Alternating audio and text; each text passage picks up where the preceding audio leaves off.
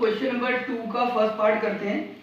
2 का first part क्या कह रहा है, 2 tan 30 डिग्री, 2 tan 30 डिग्री। तो 2 और tan 30 डिग्री की वैल्यू हमने ढूंढी कितनी, 1/√3 लिख दिया, और 1 प्लस tan 30 की वैल्यू फिर से कितनी, 1/√3, और क्या करना है, इसका स्क्वायर करना है, तो कर दो स्क्वायर, और ये हो जाएगा 2 अपॉन, ये ना 2 का मतलब क्या है, 2 अपॉन और 1/√3, और ये कितना हो जाएगा, ये हो जाएगा 1 प्लस 1 का स्क्वायर कितना, 1/√3 का स्क्वायर क्या हो जाएगा 3, है ना, अंडर हट जाएगा तो हट गया, और इसके नीचे कुछ भी नहीं है तो लगा दो 1 लगा दो, जिसका कोई नहीं है उसका कौन 1। तो दो फ्रैक्शनल का मल्टीप्लिकेशन कैसे करते हैं, 2 को 1 से मल्टीप्लाई करो, कितना 2 1 जा 2, 2 1 जा कितना 2, 1 को अंडर√3 से मल्टीप्लाई करो, कैसा अंडर√3, क्लियर। अब क्या करें, ये a और ये b दो फ्रैक्शनल का क्या करेंगे सम, तो कैसे करते हैं, इन दोनों में कुछ कॉमन नहीं है तो क्या करेंगे क्रॉस मल्टीप्लाई, 3 को 1 से मल्टीप्लाई करो कितना 3, 3 को 1 से मल्टीप्लाई करो कितना 3, 1 को 1 से मल्टीप्लाई करो कितना 1, तो 1 1 जा कितना हो गया 1, ठीक, और नीचे वाले को क्या करो आपस में मल्टीप्लाई, तो 1 into कितना 3, ठीक है, बेसिक बातें हैं लेकिन बार बार रिपीट कर रहा हूं, किसको समझ में नहीं आया तो फिर से समझो। तो 3 + 1 कितना 4, और 1 3 जा कितना 3, ठीक। अब ये हो गया a, ये हो गया b, और ये हो गया c, ये हो गया d। तो क्या हो जाता है, क्या हो जाता है, जब a/b को c/d से डिवाइड करेंगे तो क्या हो जाएगा, बोलो, ये जो ऊपर वाली फ्रैक्शन है वो एज इट इज रहेगा, वो एज इट इज रहेगा, और नीचे वाला क्या होता है, ये पलट जाता है, 4/3 क्या हो जाएगा 3/4। चेक करें, चेक करो चेक करो चेक करो, कितना हो जाएगा, 2 से 2 1 जा 2, और 2 2 जा 4, और अंडर√3 देखो कितना हो जाएगा, 1 3 जा कितना हो जाएगा 3, और ये हो जाएगा 2 अंडर√3। एक बात कि अगर मैं किसी अंडर√a के स्क्वायर को, अंडर√a के स्क्वायर को मैं a लिख सकता हूं, तो इसका दूसरा मतलब है कि मैं a को अंडर√a² भी लिख सकता हूं। एक ही बात है, उल्टा सीधा, लेफ्ट से राइट में गए तो राइट से लेफ्ट में आ गए। इसका क्या मतलब है, इसको यहां से हटाते हैं, इसका मतलब है कि अगर मैं चाहूं, अगर मैं आपसे कहूं कि 3 को अंडर√3 का होल स्क्वायर लिख दूं तो कोई दिक्कत परेशानी नहीं है, बिल्कुल समझ में आ रही है बात। अंडर√3 का होल स्क्वायर यानी है ना, स्क्वायर करेंगे तो अंडर रूट हट जाएगा यानी 3 आ जाएगा, बिल्कुल सेम है, ठीक। अंडर√3 का होल स्क्वायर मतलब क्या है, एक ही चीज को दो बार मल्टीप्लाई करना, यानी अंडर√3 भाई साहब जब अपने ही साथ मल्टीप्लाई होंगे तो उनका स्क्वायर हो जाता है, सही। 2 अंडर√3 और अंडर√3 ऊपर और अंडर√3 नीचे, ठीक है। तो अगर आपको कोई बात ना समझ में आए, जैसे मैं पढ़ा रहा हूँ कैलकुलेशंस में, तो आप मुझे मैसेज कर सकते हो, ठीक है। आप मुझे मैसेज कीजिए, चैनल को सब्सक्राइब कीजिए, जरूरत हो तो लाइक कीजिए, तभी मुझे पता चलेगा कि आपको वीडियो पसंद आ रही है, आप समझ पा रहे हो, कोई आप गलती है क्या सही है मुझ तक पहुंचेगा, तब मैं आपके डाउट्स क्लियर कर पाऊंगा, ठीक है। तो बात क्या हुई, फिर से मैं एक बात बताना चाहूंगा, यहाँ पे बात, अगर कभी भी कोई नंबर लिखा हुआ है, कोई नंबर लिखा हुआ है a, तो इसका मतलब मैं उसके अंडर√a का होल स्क्वायर कर सकता हूं, या अगर किसी नंबर का, किसी अंडर रूट नंबर का स्क्वायर करोगे तो उसका स्क्वायर जो है उसका अंडर रूट कैंसिल हो जाता है। ये दो बातें हैं, इन्हें हमें ध्यान रखना है हमेशा, ठीक। तो आ गया कितना अंडर√3/2। अब ऑप्शन चेक करेंगे, क्या करेंगे, ऑप्शन चेक करेंगे। तो ऑप्शन में दिया हुआ है किसकी वैल्यू है, तो आप चेक कीजिएगा अंडर√3/2 साइन में किसकी वैल्यू है, तो साइन 60 की वैल्यू चेक करें, चेक करें चेक करें चेक करें चेक करें, साइन 60, ठीक है। तो ये किसकी वैल्यू है, साइन 60। तो बहुत ही आसान है, बार बार कह रहा हूं, आप वैल्यू सिर्फ साइन की याद रखिए, सबकी मत याद कीजिए।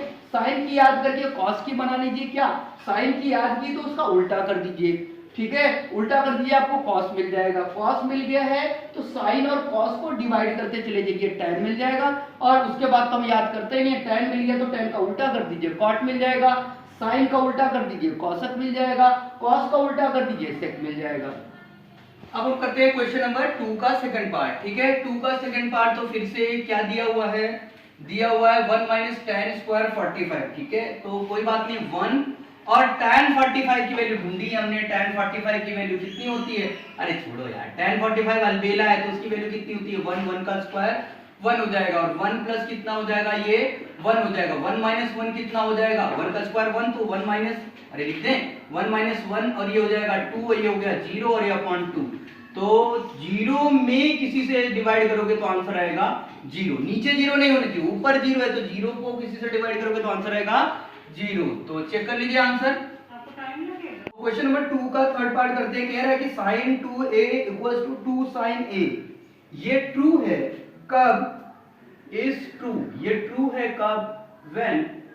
अब ऑप्शन दिया हुआ है, ऑप्शन दिया हुआ है क्या? पहला ऑप्शन देता है 0 डिग्री और दूसरा ऑप्शन दिया हुआ है 30, देन दिया हुआ है 45 और फिर डी दिया हुआ है, फिर इन्होंने दिया हुआ है 60 डिग्री।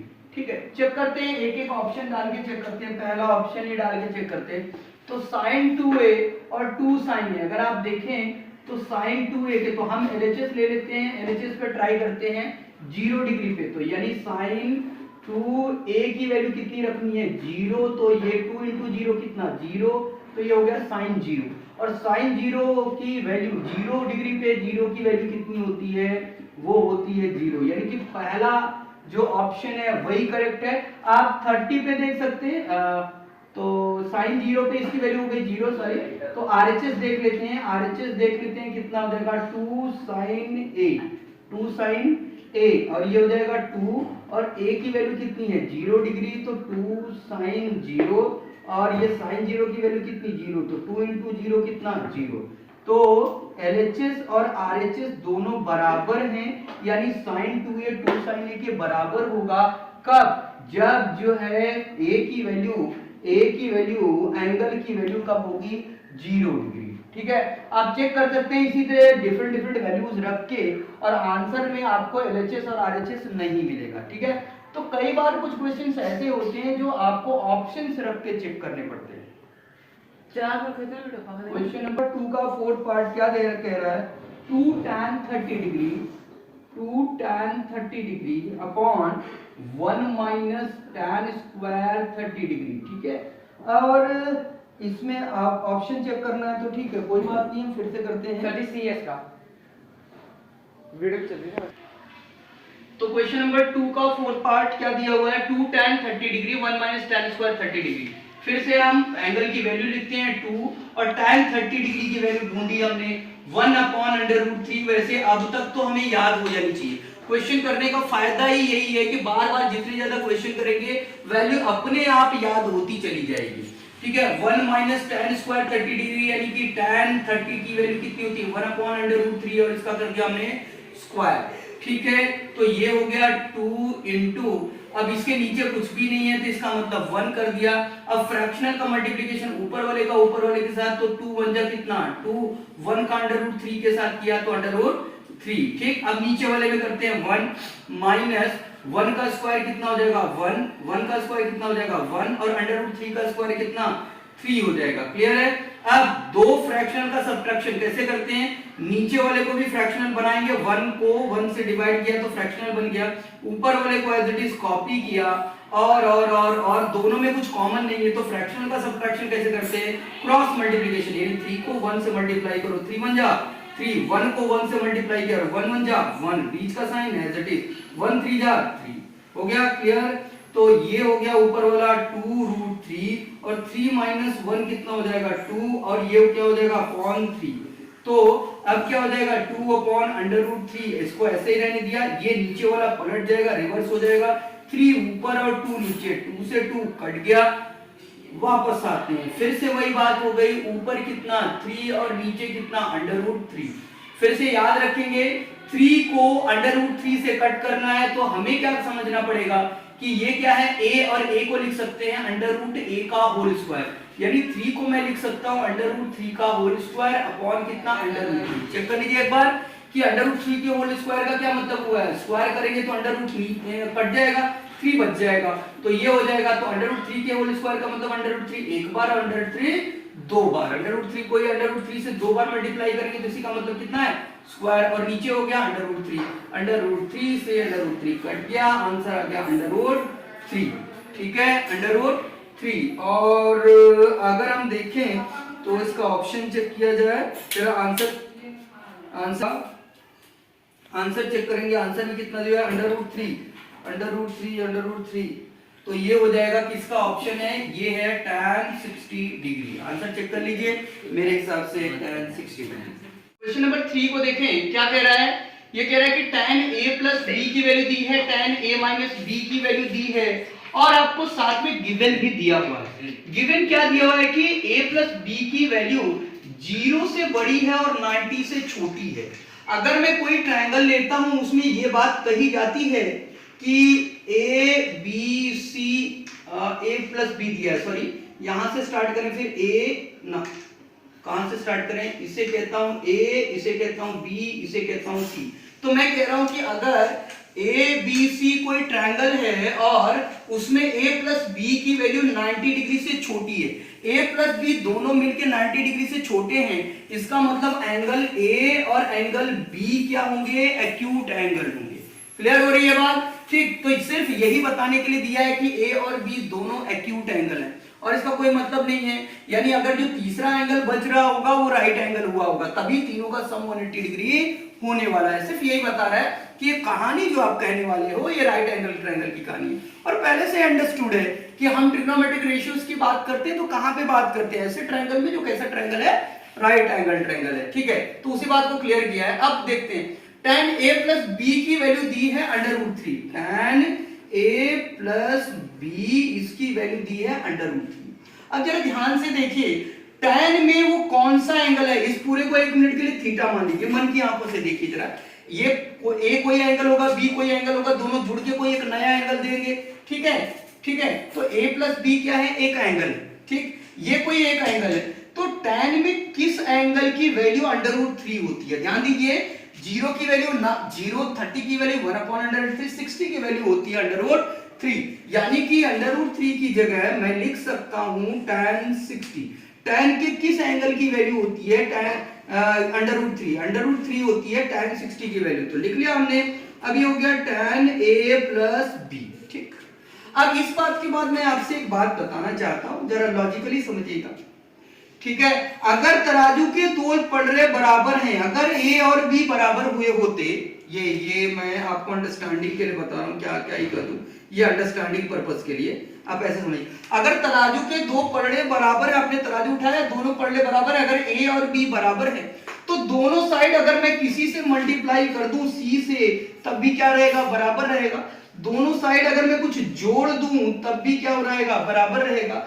दोनों साइड अगर मैं किसी से डिवाइड कर दूं तब भी क्या रहेगा, बराबर रहेगा। और इसी तरीके से दोनों एंगल जो है उनके दोनों तरफ अगर मैं साइन का एंगल ले लूं तब भी वो बराबर रहेंगे, यानी अगर एंगल ए और एंगल बी बराबर है तो साइन ए और साइन बी भी बराबर होने पड़ेंगे। इसी तरीके से अगर ए और बी बराबर थे तो दोनों तरफ मैं उनका कॉस ले लेता, तब भी दोनों एंगल जो है उनका कॉस भी बराबर होगा। इसी तरीके से अगर मैं साइन और कॉस हटा दूं, अगर साइन हटा के अगर मैं यहाँ tan ले लेता तो tan, अगर a और b, एक मिनट, अगर a और b बराबर है तो tan a और tan b भी आपस में बराबर होंगे। क्लियर हो रही है बात? अगर a और b बराबर है तो tan a और tan b भी बराबर होंगे। तो यहां से अब बात याद रख लीजिए, आप एक बात याद रख लीजिए, इसे रब करते हैं। एक बात याद रख लीजिए कि अगर कभी tan अल्फा बराबर हुआ tan बीटा के तो निश्चित तौर पे अल्फा और बीटा बराबर हुए होंगे, अल्फा और बीटा बराबर हुए होंगे। ठीक है, तो ये हो गया आपका आर स्टार, या कह दूं मैं सी स्टार। आर स्टार यानी रिमेंबर करना है, सी स्टार में कहता हूं कॉन्सेप्ट है यहाँ पे। तो ये बात समझ लिया आपने, कोई बहुत बड़ी बात नहीं है कि हमने वो किया। तराजू के दो पलड़े, एक था अल्फा और एक था बीटा, अगर दोनों बराबर हैं तो उनके दोनों तरफ साइन ले लो, दोनों तरफ tan ले लो, दोनों तरफ cot ले लो, दोनों तरफ cos ले लो, कुछ भी फर्क पड़ने वाला नहीं है। और आप प्रैक्टिकल एक्सपीरियंस में देखो, अगर दोनों बराबर हैं तो इधर 1 किलो इधर रखो, 1 किलो इधर, तो बराबर ही रहेंगे। तो जो लेफ्ट साइड के साथ किया वही राइट साइड के साथ करोगे तो आंसर हमेशा बराबर मिलेगा। क्लियर? अब देखिए, अगर tan a प्लस b, यहां से देखिए a यहां करता हूं मैं, अगर tan a प्लस b यानी tan अल्फा बराबर है tan बीटा के, तो अल्फा यानी कि a प्लस b, अरे बोलो, a प्लस बी निश्चित तौर पे बराबर होगा किसके, 60 डिग्री के। यानी दोनों एंगल a प्लस बी का सम कितना हो गया, 60 डिग्री के। Equation number 1। अच्छा अब आ जाते हैं, अब क्या गिवन दिया हुआ है, tan a माइनस बी। क्या दिया हुआ है, अगेन करते हैं, अगेन क्या दिया हुआ है, tan a minus B, again tan a minus B. अरे इसे अच्छे से साफ करो। tan a माइनस बी कितना दिया हुआ है, 1/√3। ढूंढो कितने tan में कितनी की वैल्यू अंडर 1/√3 होती है, 30 डिग्री की वैल्यू। तो मैं इसे लिख देता हूं tan 30 डिग्री। तो ये हो जाएगा tan a माइनस बी। तो क्या हो जाएगा, देखो जरा, यहां से tan अल्फा, इसको अल्फा मानो तो और इसको बीटा मानो, तो tan अल्फा बराबर tan बीटा के, अरे लिख देता हूं, आप परेशान ना हो, ये अल्फा और ये बीटा। तो tan अल्फा बराबर tan बीटा के, तो अल्फा और बीटा बराबर होंगे, यानी a माइनस बी बराबर किसके है, 30 डिग्री के। यानी कि a प्लस बी 60 डिग्री और a माइनस बी किसके बराबर, 30 डिग्री के। ये हो गया इक्वेशन नंबर 2। ये हो गया इक्वेशन नंबर 2। अब देखो क्या करें, a और b की अलग अलग वैल्यू निकालनी है। तो भैया एक बार प्लस में आया, एक बार माइनस में आया हुआ है, तो आप क्या करो, ऐड कर दो भाई, ऐड कर दो। क्या फायदा है ऐड करने से, ऐड करने से एक है प्लस बी और एक है माइनस बी, और उल्टे सीधे एक समान कट जाएंगे। तो a प्लस का b माइनस बी से कट गया, a एक बार एक दो बार, a प्लस a कितना हो जाएगा, बोलो कितना, 2a। और 60 और 30 90 जोड़ रहे हैं ना, तो कितना हो जाएगा, 60 और 30 90। और a जो है, हमें a की वैल्यू निकालनी है, तो a जिसकी वैल्यू निकालनी है वो हमारा दुश्मन, जिसकी वैल्यू निकालनी है वो हमारा दुश्मन। तो a जो है दुश्मन है, तो दुश्मन को क्या करते हैं हम, अकेला, अकेला करेंगे तो 2 मल्टीप्लाई में दूसरी साइड जाएगा तो क्या हो जाएगा, डिवाइड। तो a की वैल्यू कितनी आ गई, 90/2, यानी कि आ गया 45 डिग्री। 90/2 यानी कि आ गया 45 डिग्री। अब a की वैल्यू आ गई है, तो मैं यहां पुट कर देता हूं a की वैल्यू। तो a माइनस बी कितना है, बोलो 30 डिग्री है, और a की वैल्यू कितनी है, 45 डिग्री है, minus b equal to 30 degree. Minus b को इधर लेके जाओ तो क्या हो जाएगा, प्लस का, तो 30 प्लस b हो गया, तो 45 की वैल्यू 30 प्लस b, तो b को अकेला करेंगे, इसकी वैल्यू निकालनी है, तो 30 को इधर लेके आओ, तो 45 माइनस 30 बराबर b, यानी b की वैल्यू कितनी हो गई, यहां लिखो, b की वैल्यू हो गई 30, 45 में से 30 घटाया तो आपने 15 डिग्री, b की वैल्यू हो गई 15 डिग्री, और a की वैल्यू हो गई 45 डिग्री। जोड़ के देखो क्या 60 आ रही है, हाँ, घटा के देखो क्या 30 डिग्री, बिल्कुल सही। ठीक है, तो इस तरीके से, तो यहाँ पे इस वाले क्वेश्चन में हमने दो कॉन्सेप्ट किया है, फिर से रिवीजन करेंगे, दो कॉन्सेप्ट समझा है। तराजू के दोनों पड़ले अगर बराबर है अल्फा और बीटा एंगल के में, तो उनका अगर कोई भी, अगर अल्फा बीटा के बराबर है तो tan दोनों तरफ लोगे तो भी बराबर होंगे, sin दोनों तरफ लोगे तो भी बराबर होंगे, cos दोनों तरफ लोगे तो भी बराबर होंगे। यानी tan अल्फा अगर tan बीटा के अल्फा अगर बीटा के बराबर है, तो tan अल्फा भी tan बीटा के बराबर होगा, sin अल्फा भी sin बीटा के बराबर होगा, cos अल्फा भी cos बीटा के बराबर होगा। पहली चीज तो हमने ये सीखी है। दूसरी चीज, जब हम क्वेश्चन को देखते हैं कि a प्लस बी और a माइनस बी दिया हुआ है और हमें सेपरेटली a और b चाहिए, तो निश्चित तौर पे हमें क्या करना पड़ेगा कि a प्लस बी और a माइनस बी की वैल्यू निकालनी पड़ेगी। a प्लस बी, अगर हमें अकेला करना है a को, b को अकेला करना है, तो इक्वेशन सॉल्व करना पड़ेगा, और आसान रास्ता ये है कि एक प्लस वाला है एक माइनस वाला है, तो इसे ऐड अप किया जाए। क्लियर हो रही बात, ठीक है। तीसरी बात हमने यहां से सीखी है कि अगर ट्रायंगल के दो एंगल का सम 90 डिग्री या 90 डिग्री से छोटा है, तो तीसरा जो एंगल, तो दोनों एंगल जो होंगे, अगर दो एंगल, किसी ट्रायंगल के दो एंगल का सम 90 डिग्री या 90 डिग्री से छोटा है, तो वो दोनों एंगल एक्यूट एंगल होंगे। क्लियर है। क्वेश्चन नंबर 4 जो कि ट्रू और फॉल्स है, तो हम ये क्वेश्चन नंबर 4 का फर्स्ट पार्ट देखते हैं। क्या कह रहा है, sine a plus B equal to sine a plus sine B. ठीक है, ऐसा होता है, तो क्या करते हैं, LHS ले लेते हैं, LHS से प्रूफ करते हैं कि LHS और RHS इक्वल है या नहीं है। ठीक है, सबसे सही तरीका ये है कि सॉल्यूशन करते हैं हम पहले का फोर्थ का एक, यानी फर्स्ट पार्ट लेते हैं। तो क्या कर दिया हमने, मान लिया let a is equal to 30 degree और b is equal to 60 degree, है ना।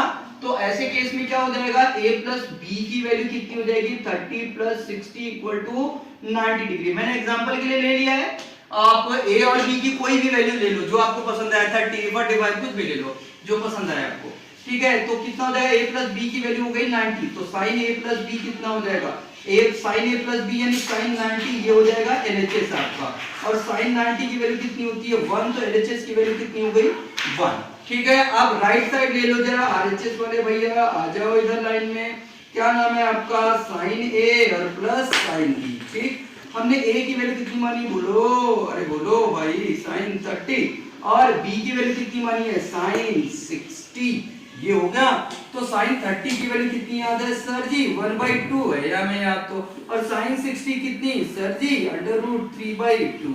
और अब कैसे करें सर, बिल्कुल आसान, नीचे का डिनोमिनेटर सेम तो आंसर का डिनोमिनेटर सेम, नीचे का डिनोमिनेटर सेम तो आंसर का डिनोमिनेटर सेम, और ऊपर वाले को क्या करें, चुपचाप कॉपी कर लो सर, नकल बहुत अच्छी बात है, हम बता दो बस।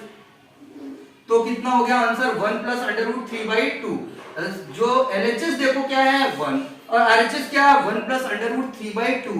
तो भैया कैसे साइन LHS और RHS बराबर नहीं है, यानी कि sine A plus B, sine A plus B, sine A plus sine B के बराबर नहीं है, तो सदा तो सही नहीं है, LHS RHS के बराबर नहीं है, तो सदा साइन A प्लस B बराबर, साइन A प्लस B सदा ही sine A plus sine B के बराबर होगा, ऐसा सही नहीं है, ठीक है। क्या कोई एक स्पेशल केस हो सकता है, चेक करते हैं स्पेशल केस। तो हम लिखते हैं special, SPL case, special case का मतलब, मान लीजिए हम अपने मन में कह देते हैं a की वैल्यू 0 और b की वैल्यू भी 0। सर आपको कैसे पता, अरे मान लिया हमने स्पेशल केस है, नहीं तो बाकी केस के लिए तो ये है ही है। तो a प्लस b की वैल्यू कितनी हो जाएगी सर, 0 में 0 मिलाया तो 0 आया, पानी में पानी मिलाया तो जी पानी आया है, पानी में पानी, 0 में 0, क्या कर रहे हैं सर आप, चलो ठीक है। तो a प्लस b की वैल्यू कितनी हो गई 0, तो यहां से साइन a प्लस b बराबर कितना हो जाएगा, a प्लस b की वैल्यू 0, तो साइन 0 की वैल्यू कितनी 0। हटाओ इसे यार, परेशान कर रहे हैं, इनकी क्या ही जरूरत है, इनकी क्या ही जरूरत है, चलो हट जाओ हट जाओ हट जाओ हट जाओ। तो साइन 0, तो साइन a प्लस b की वैल्यू कितनी, साइन 0, और साइन 0 की वैल्यू कितनी 0। अच्छा LHS की वैल्यू थी, अरे भाई जल्दीबाजी ज्यादा ना करो, क्या करें यार, RHS की वैल्यू कितनी हो गई, RHS की वैल्यू, RHS कितना है, sine A plus sine B, sine A की वैल्यू कितनी है 0, तो ये हो गया साइन 0, साइन B की वैल्यू कितनी 0, तो ये हो गया साइन 0, तो ये हो जाएगा साइन 0 की वैल्यू कितनी 0, और 0 की वैल्यू 0, तो पानी में पानी मिलाया तो पानी आया, 0 में 0 मिलाया तो 0 आया, हो गया सब्जी वाला। 0 और 0, LHS और RHS दोनों ट्रू है, यानी हर केस में sine A plus B sine A plus sine B के बराबर हो ये जरूरी नहीं है, लेकिन अगर A भी 0 और B भी 0 तो साइन A प्लस B की वैल्यू भी 0 होगी, यानी ये वाली कहानी, ये वाली आइडेंटिटी मान लो, तो ये आइडेंटिटी कब ट्रू होगी, जब A भी 0 B भी 0, ठीक ठीक। दूसरा चेक करते हैं, value of sine theta increases as theta increases, बिल्कुल सही बात है, प्रूफ करें, चलो ठीक है। साइन थीटा की वैल्यू, अब हम बात करते हैं sine theta, question number part 4 का सेकंड पार्ट, क्या कह रहा है साइन थीटा। तो चलो जरा कहानी याद कर लेते हैं, कहानी क्या था, साइन 0 की वैल्यू कितनी थी 0, और साइन 30 की वैल्यू कितनी थी 1/2, साइन 45 की वैल्यू कितनी थी 1/√2, साइन क्या रह गया 60 डिग्री √3/2, साइन 90 की वैल्यू कितनी हो गई 1।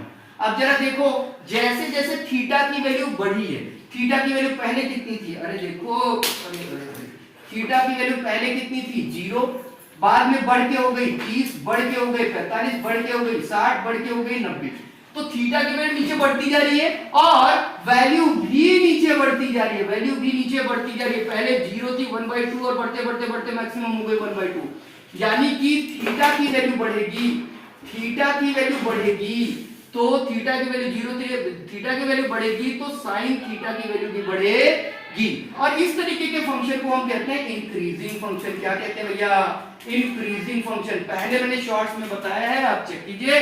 तो मैं कह रहा हूं उसको ग्राफ जो बनता है ये तो 90 तक की बात करें, 90 तक की बात करें तो क्या होता है, 90 तक की बात करें 0 से लेके हम π/2 यानी 90 डिग्री की बात करें तो ग्राफ देखो ऊपर चढ़ा ऊपर चढ़ा ऊपर चढ़ा बढ़ता चला जा रहा है, तो वैल्यू बढ़ती चली जा रही है, यहाँ छोटी वैल्यू बड़ी वैल्यू बड़ी वैल्यू बड़ी वैल्यू सबसे बड़ी वैल्यू। क्लियर हो गई बात? ठीक, तो दूसरा क्वेश्चन भी हो गया हमारा कि साइन जो है कैसा फंक्शन है, इंक्रीजिंग फंक्शन है। क्वेश्चन नंबर हम करते हैं थर्ड, तो हमें मिटाना पड़ेगा, मिटा देते हैं, रद्द कर देते हैं, हट जाओ भाई साहब हट जाओ, आपकी जरूरत नहीं है, अलविदा।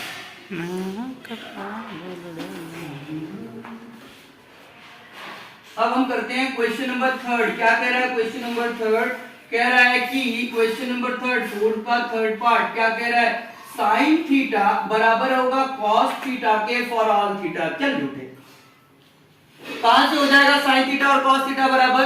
ऐसा नहीं होता है भाई साहब, याद कीजिए जरा, साइन 0 की वैल्यू है 0, लेकिन कॉस 0 की वैल्यू क्या होती थी 1। याद करो, मिनिमम होती थी कॉस, कॉस जो होता था साइन का उल्टा होता था, है ना। साइन 0 की, अरे यहाँ साइन लिखते हैं यहाँ कॉस लिखते हैं, आप सही है सर, आप सही, आप तो मिला देते हो बिल्कुल, सब मामला गड़बड़। साइन 0 की वैल्यू 0 होती है, साइन 30 की वैल्यू जो होती है 1/2, अरे सारी वैल्यू याद कराओगे क्या, लास्ट में पहुंच जाओ। साइन 90 की वैल्यू कितनी होती है 1, और यहाँ पे cos 0 की वैल्यू 1 और cos 90 की वैल्यू कितनी होती है, cos 90 की वैल्यू 0। तो ये तो बढ़ता है और ये घटता है। पहले आपके पास ज्यादा पैसा था ना, ये अच्छा बेटा है, अपने पापा का अच्छा बेटा है, पापा ने इसे 0 पैसे देके भेजा, इसने पैसा बढ़ाया कमाया कमाया कमाया कमाया, बहुत बड़ी संपत्ति लास्ट में क्रिएट कर दी। और क्या था, बड़े बाप का बेटा था, कहता ये आवारा था, चिल्लर बांटे इसने, चिल्लर कमाए इसने, तो क्या किया, सबसे पहले खूब पैसा था, बाद में घटाया घटाया लुटाया लुटाया लुटाया लुटा लुटा के क्या हो गया 0, यानी कंगला हो गया। ये तो बेटा कंगला हो गया, और ये जो वाला बेटा है ये राजा हो गया, इसने कमाया और इसने गंवाया। क्या बात समझ में आई? ठीक है, ठीक है। तो कॉस जो होता है वो नीचे घटते हुए क्रम में होता है, और साइन जो होता है वो बढ़ते हुए क्रम में होता है। तो भाई साइन की साइन थीटा कॉस थीटा के बराबर कैसे होगा सदा ना, लेकिन दोनों एक जगह मिलते हैं। मैंने कहा वो अलबेली वैल्यू क्या है, साइन 45, साइन 45 की वैल्यू कितनी होती है 1/√2। ये बढ़ रहा था तो बढ़ते बढ़ते 1/2 हुआ, ये घट रहा था तो घटते घटते 1/2 हुआ। cos 45 की वैल्यू 1/√2, तो सिर्फ इस वैल्यू पे मिलते हैं। तो sin theta equals to cos theta for all theta, ये बात कहा तो पड़ेंगे डंडे, बात है गलत। लेकिन sin theta but sin theta equals to cos theta only when, अगर हम कहें ओनली व्हेन, सिर्फ और सिर्फ तब जब थीटा की वैल्यू 45 डिग्री यानी π/4, तो ये बात बिल्कुल सही है, वह बहुत वाजिब है। तो इसके साथ क्वेश्चन नंबर थर्ड खत्म होता है। अब हम बात करते हैं क्वेश्चन नंबर फोर्थ की। तो क्वेश्चन नंबर फोर्थ की,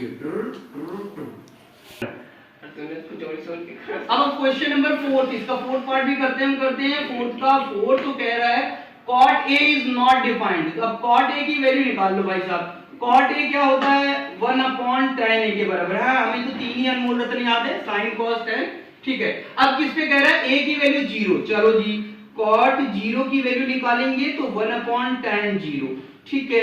और ये जो है tan 0 की वैल्यू कितनी होती है 0, ठीक है, कितनी होती है 0, तो 1 से 0 को डिवाइड करेंगे, मामला गड़बड़ हो गया। 0 से किसी चीज को डिवाइड करने पे नॉन डिटरमिनेंट हो जाता है, मामला गड़बड़ हो जाता है। इसे हमने लिख दिया है इंफिनिटी का, तो लेकिन बात सही है कि ये डिफाइंड नहीं है, ज्यादा कहानी नहीं कहेंगे, लेकिन बस इतना मोटी मोटी जान लीजिए, छोटी बात जान लीजिए कि 0 से किसी 0 में डिवाइड कर लो आप 0 में। अब देखो दो बातें हैं, आप कंफ्यूज ना हो इसलिए बता रहा हूं, कोई मतलब नहीं है मुद्दे का। मतलब ये है डिवीजन बाय 0, अब समझो ये है ना, मतलब अगर हम 0 में डिवीजन करेंगे, 0 में डिवीजन करेंगे किसी नंबर से, 1 क्यों, a ले लो, b ले लो, c ले लो, 0 में डिवीजन करेंगे तो आंसर आएगा 0। लेकिन किसी भी नंबर को, कोई भी ले लो, x y z कोई भी नंबर ले लो, किसी भी नंबर को अगर हम 0 से डिवाइड करेंगे, जीरो से डिवाइड करेंगे तो क्या आएगा वो हमें पता नहीं है, नॉन डिटरमिनेट, और इसे इनफिनिटी कह देते हैं। सच्चाई कुछ और है, तो हम क्या करते हैं, इसे कह देते हैं नॉन डिटरमिनेट है, नॉट डिफाइंड है। ऐसे है कि अगर हम किसी भी नंबर को जीरो से डिवाइड करेंगे तो वहां पे ये क्या है, डिफाइंड नहीं है।